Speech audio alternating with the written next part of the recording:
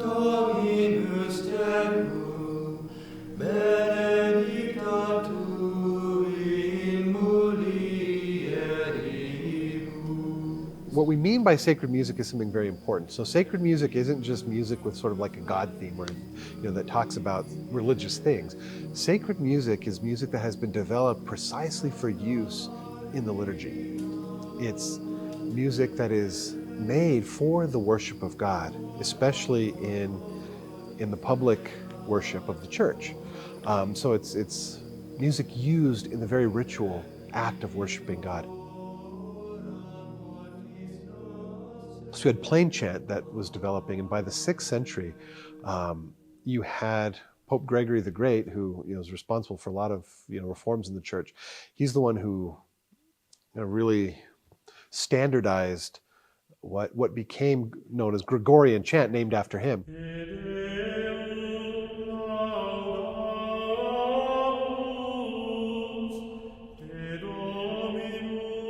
And this developed over the years. In the Middle Ages, they started adding harmonies.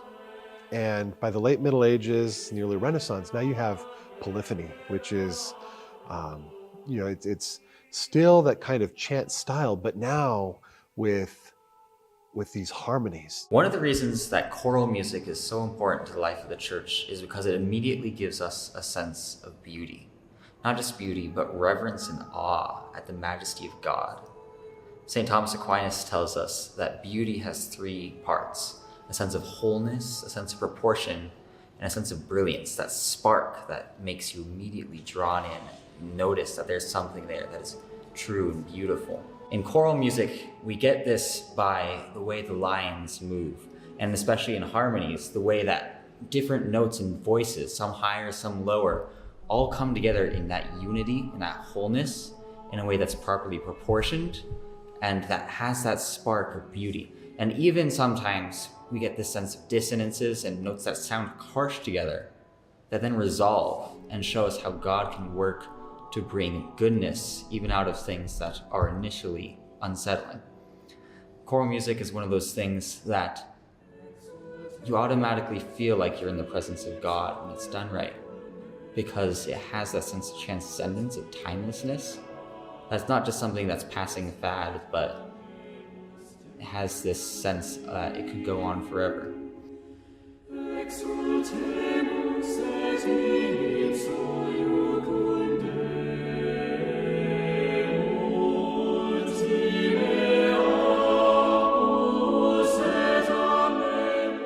Then you also had the addition of musical accompaniment begin to develop. The organ specifically was an instrument developed for liturgical music, for sacred music. It has a unique way of helping to guide the human voice in singing in a way that sometimes other instruments don't.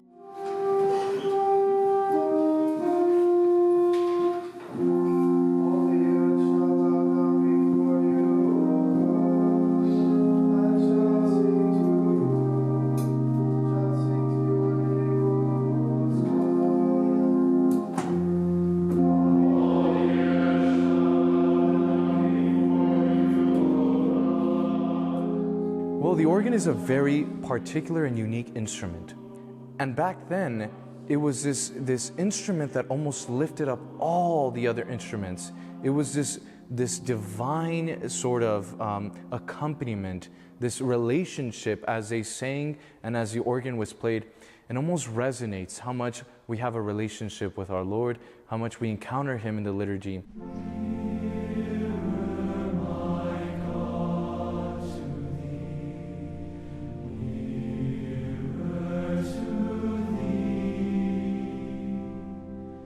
And so I made it a priority to start familiarizing myself with how to play the instrument, the technique.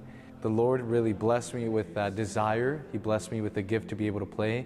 And here in the seminary, I tend to play for masses. Sometimes when we go around visiting different parishes, if they do have an organ, I'm always delighted to play it. So if you're ever at a Catholic church and you hear an organ, let that move your heart.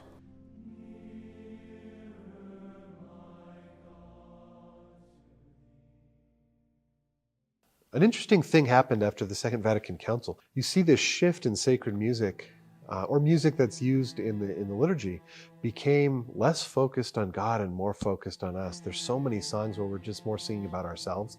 It's a problematic thing because we're taking our focus off of the worship of God and putting it back on ourselves. Some of the songs might even be theologically, correct, but used in the context of worship, it's not a time for us to be singing about us, but about God, the worship of God. That's what sacred music does. It offers truth, beauty, but goodness. It stirs the soul in a different way. We're so accustomed today to contemporary music, all kinds of genres, but having its tempo and things like that. The goodness that the sacred music offers is this sort of delight that the voice is able to bring out to encounter God in a divine relationship.